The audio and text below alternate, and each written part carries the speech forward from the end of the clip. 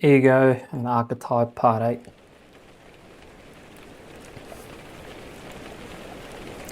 We're up to Part 3, the Book of Job. Jung's done a lot of work on the Book of Job, and Edinger has followed that research. They've written a lot of work on the psychological meanings, at least. So, Part 3, Book of Job. The Book of Job provides us with a remarkably comprehensive symbolic account of an encounter with the self. Jung has written about Job in his Answer to Job. In this book, he treats the Job story as a turning point in the collective development of the Hebrew Christian myth, involving an evolution of the God image or self archetype. Job's encounter with Yahweh is considered to represent a decisive transition in a man's awareness of the nature of God, which required in turn a response from God, leading to his humanization and eventually to his incarnation as Christ. The humanization and eventually...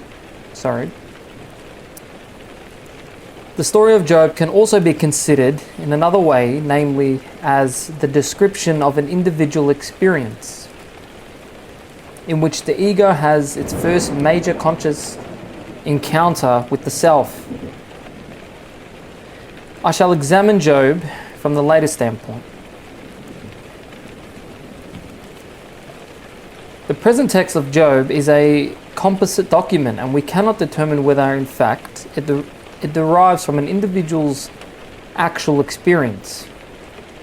However, this is highly likely, and in what follows I shall consider it as describing an individual's experience of active imagination. This is a process in which the imagination and the images it throws up are experienced as something separate from the ego, a thou or an other, to which the ego can relate, and with which the ego can have a dialogue. The fact that Job is written in the form of a dialogue, the only book in the Old Testament, canon, to be so constructed, supports the hypothesis that it may be based on an experience of active imagination. Even the repetitiousness of the dialogue rings true when we consider it as a record of personal experience, returning again and again to the same point which the ego refuses to accept is typical behavior for personifications of the unconscious encountered in the process of active imagination. The story begins with the plot between God and Satan to put Job to the test. The question to be answered is whether or not, through adversity, Job can be made to curse God. The wager in heaven can be understood as portraying the transpersonal or archetypal factors in the unconscious which are setting up Job's ordeal and which ultimately give it meaning. If Job's misfortunes were only fortuitous, they would be chance and meaningless happenings without a transpersonal dimension of reference. It is significant that Job never entertains this possibility. The basic assumption that all things come from God, i.e., reflect a transpersonal purpose and meaning, is maintained throughout. This assumption of Job's corresponds to the necessary hypothesis. This assumption of Job's corresponds to the necessary hypothesis that one must hold if he is to do active imagination at all. If one's moods and effects,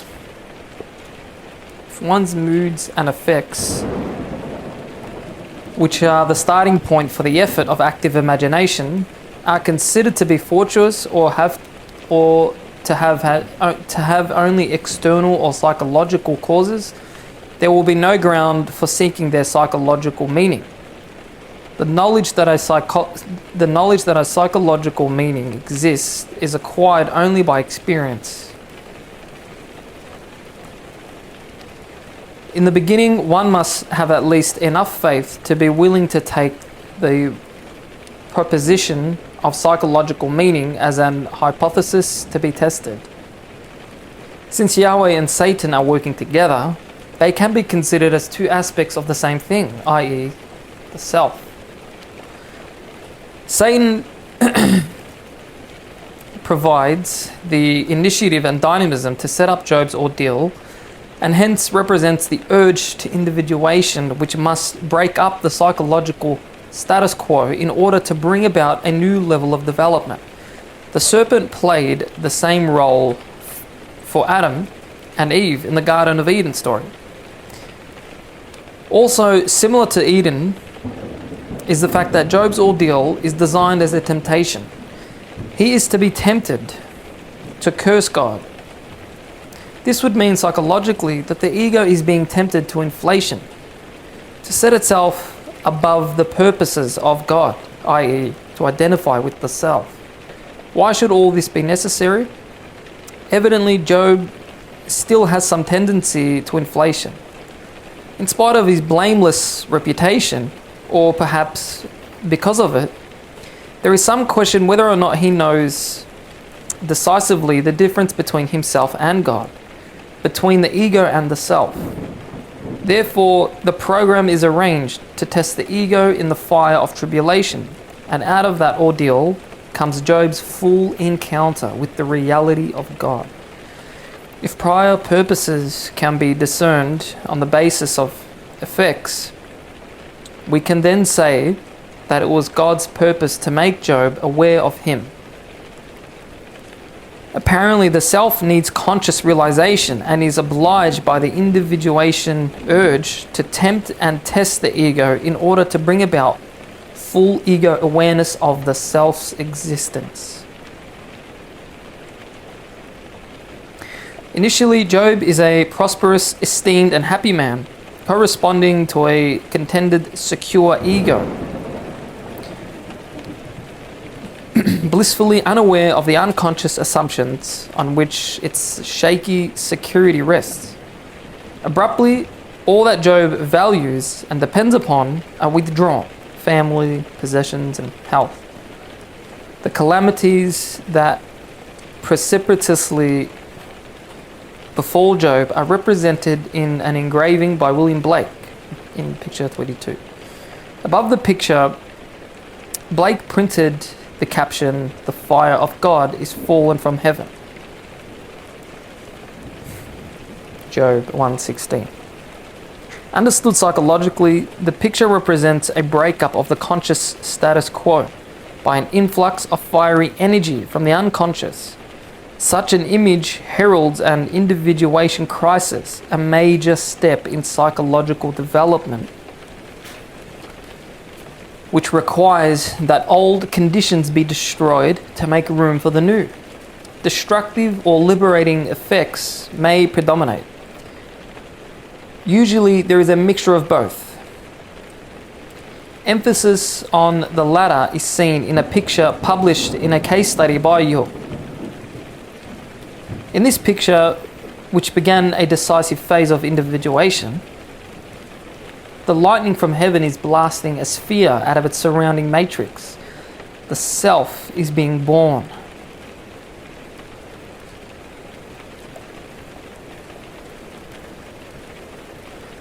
The tarot card, XVI, emphasizes the destructive aspect. When the ego is particularly inflated, as represented by the tower, the breakthrough of energies from the self can be dangerous. The appearance of the self inaugurates a kind of last judgment. Only that survives which is sound and based in reality. With the loss of almost everything to which he attached value, Job is plunged into an acute state of alienation corresponding to Tolstoy's state, as previously described on page 52. If the self is to be recognized as the supreme value, attachments to lesser values must be destroyed. Job's life meaning was evidently connected to family, property, and health. When deprived of these, he fell into despair and entered the dark night of the soul. perished the day when I was born. Why was I not stillborn? Why did I not die when I came out of the womb? Why should the sufferer be born to see the light? Why is life given to men who find it so bitter? Why should a man be born to wander blindly, hedged in by God on every side?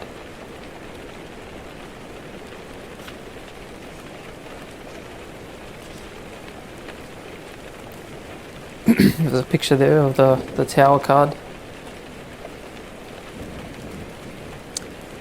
With these words, Job gives vent to his suicidal despair and his utter alienation from life and its meaning. The repeated questions why indicate that Job is searching desperately for meaning. Meaning lost and regained can be considered the ultimate theme if Job is viewed as an individual document. In states of depression and despair, much of the libido, which normally maintains conscious interest and vitality, has sunk into the unconscious. This in turn activates the unconscious, causing an increase in dream and fantasy imagery. We can assume that such an occurrence happened to Job. Personified images from the unconscious come to Job in the form of friends or advisors and speak to him in active imagination. These figures confront him with another viewpoint and gradually draw him closer to the encounter with the numinosum, Yahweh himself. One of the evidences that the speeches by Job's counselors are authentic active imagination is that they are contaminated mixtures of several elements. They are partly elaborations of the conventional religious viewpoint that Job has discarded, but they are also partly genuine autonomous expressions of the deeper layers of the unconscious. This kind of contaminated mixture of different things is common in active imagination. Hence the process to be productive requires the alert, active participation of consciousness, which leads to real dialogue and not just a passive acceptance of whatever the unconscious says.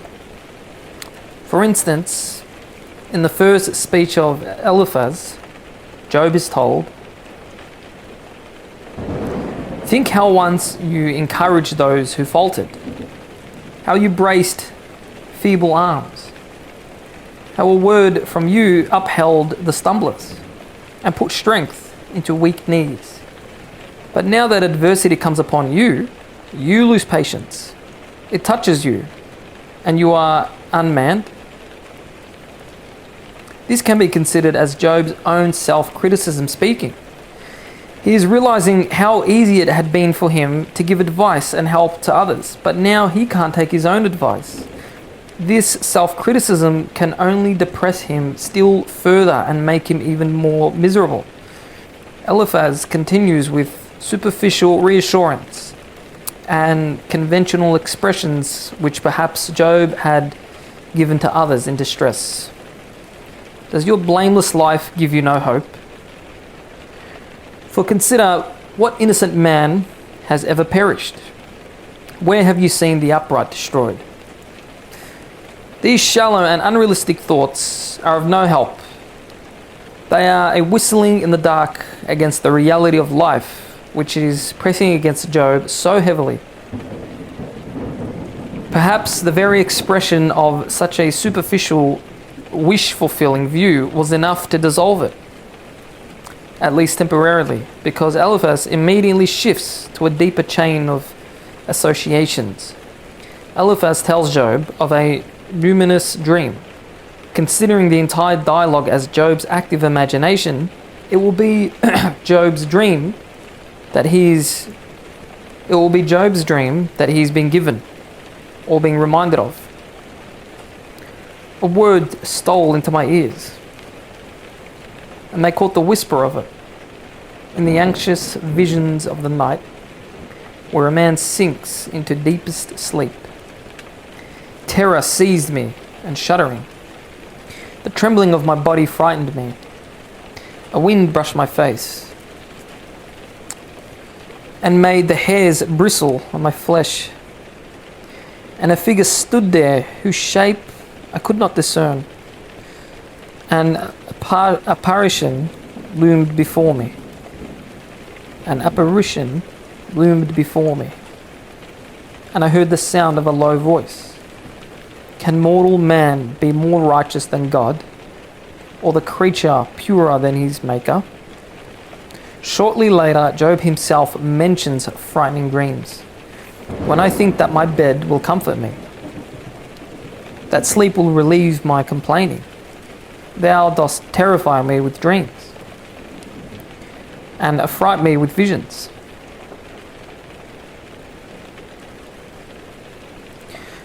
Blake has done a striking illustration of Job's dreams. In the picture, Yahweh is entwined by a serpent, his satanic side.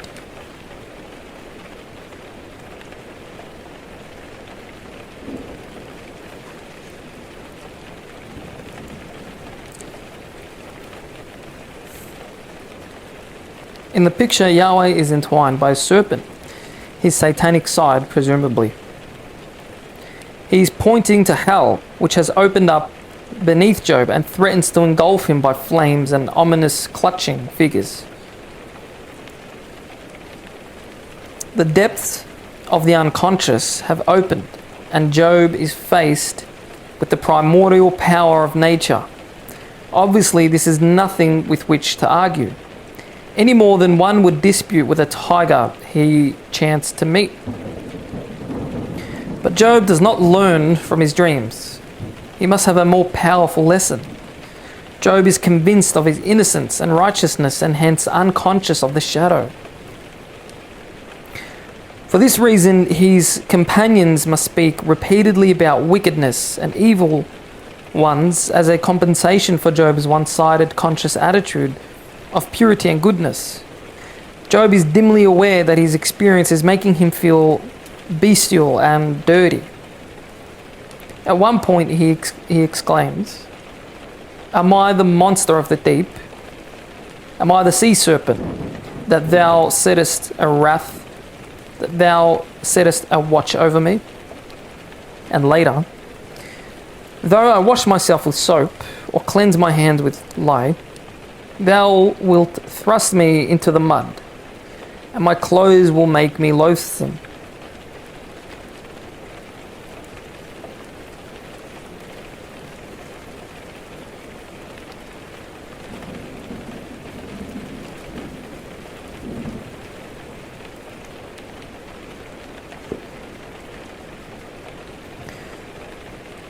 At one point, he does acknowledge past sins.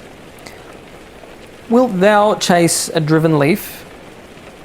Wilt thou pursue dry chaff, prescribing punishment for me and making me heir to the iniquities of my youth?"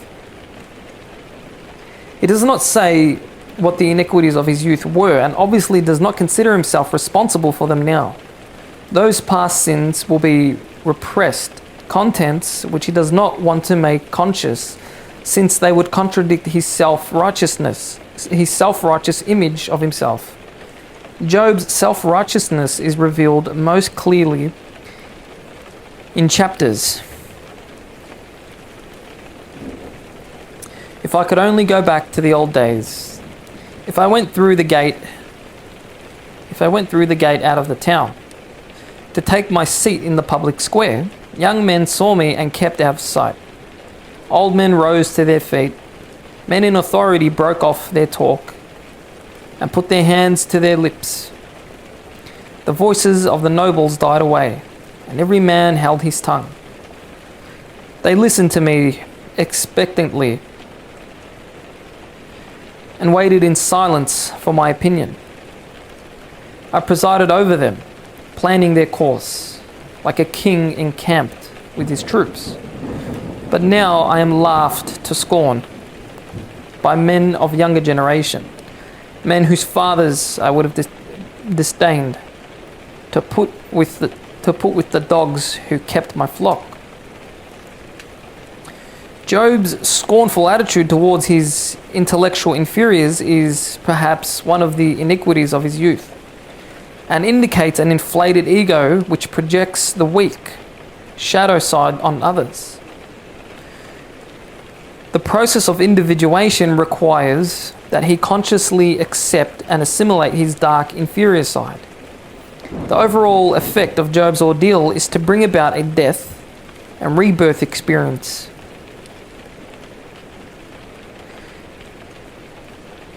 However, in the midst of his complaints, he is still the once born man. He reveals his ignorance of the twice born state in the following passage. If a tree is cut down, there is hope that it will sprout again, and fresh shoots will not fail.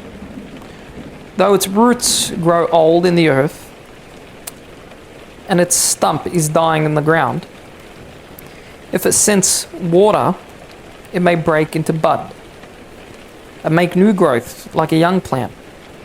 But a man dies and he disappears. Man comes to his end. And where is he? As the waters of a lake dwindle, or as a river shrinks and runs dry, so mortal man lies down, never to rise, until the very sky splits open. If a man dies, can he live again? As the dialogue continues between Job and his companions, a mixture of profound truths and conventional, banal opinions are expressed. Generally, he is advised to return to the traditional and orthodox views. He is told to accept God's chastening humbly without questioning or trying to understand. In other words, he is advised to sacrifice the intellect, to behave as though he were less conscious than he is. Such behavior would be a regression, and he quite properly rejects it. Instead, he remonstrates against God and says, in effect, if you are a loving and good father, why don't you behave like one? In daring to contend with God, there can be no question that from one standpoint, Job is acting in an inflated way. But the whole context makes it clear that this is a necessary and controlled inflation. It is essential for the encounter with God. Fatal inflation would have occurred if he had taken his wife's advice to curse God and die. But Job avoids both extremes. He does not sacrifice the measure of consciousness he has already achieved, but also he does not curse God. He continues to question the meaning of his ordeal and will not relent until he knows for what he is being punished. Of course, the very fact that he thinks in terms of punishment means he is relating to God in an immature way, in terms of a parent-child relationship. This is one of the attitudes from which the encounter with deity releases him. But most important is Job's insistence that he discover the meaning of his experience. He challenges God boldly, saying, "Take the heavy hand clean away from me, and let not the fear of thee strike me with dread. Then summon me, and I will answer, or I will speak first, and do thou answer me." In chapter 32, a change takes place. Job's three companions have finished, and now we are introduced to a fourth man, previously unmentioned, named Elihu. He claims he had refrained from entering the discussion previously because of his youth. This brings up the theme of 3 and 4, to which Jung has drawn attention. If Elihu can be considered as the previously missing fourth function, Job's totality has finally been constellated. This interpretation also fits the nature of Elihu's discourse, which is largely a prelude to Yahweh's appearance and presents many of the same ideas Yahweh is to express even more forcefully. Particularly noteworthy are Elihu's remarks about dreams. In dreams, in visions of the night, when deeper sleep falls upon men, while they sleep in their beds, God makes them listen. to turn a man from reckless conduct, to check the pride of mortal man. At the edge of the pit he holds him back alive and stops him from crossing the river of death. This reference to dreams and their function has an astonishing psychological accuracy. It is further proof that Job is the report of an individual's actual experience. Evidently, Job's unconscious tried to correct his conscious attitude through dreams without success.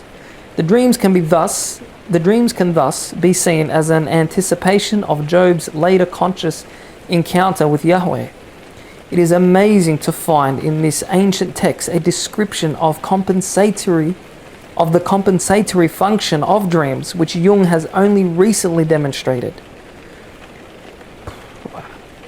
It is amazing to find in this ancient text a description of the compensatory function of dreams, which Jung has only recently demonstrated. Following Elihu's speech, Yahweh himself appears. The numinous transpersonal self manifests out of the whirlwind. Picture 26. Yahweh delivers a magnificent speech which must have been the product of a great deal of conscious effort in trying to assimilate the raw numinosity that surely accompanied the original experience. Yahweh's reply is a review of the attributes of deity and a majestic description of the difference between God and man, i.e. between self and ego.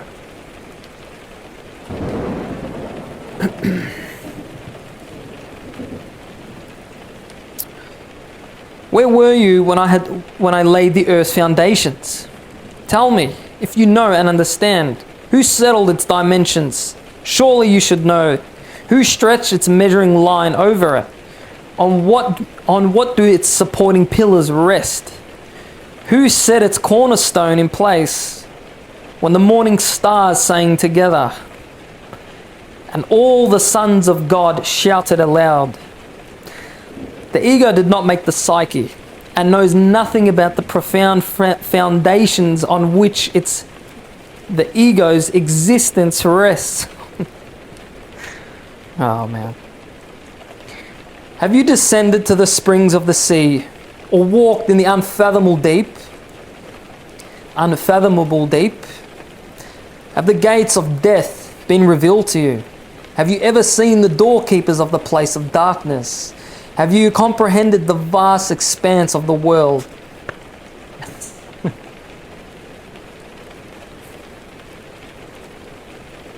The ego is being reminded that it knows nothing about the psyche in its totality. The part cannot encompass the whole. Quote, can you bind the cluster of the Pleiades, or loose Orion's belt? Can you bring out the signs of the zodiac in their season or guide Aldebaran and its train? Did you proclaim the rules that govern the heavens or determine the laws of nature on earth? The ego is here being contrasted with the size and power of the archetypes which determine psychic existence. This picture here from Blake. Yahweh answers Job. I'll put it up.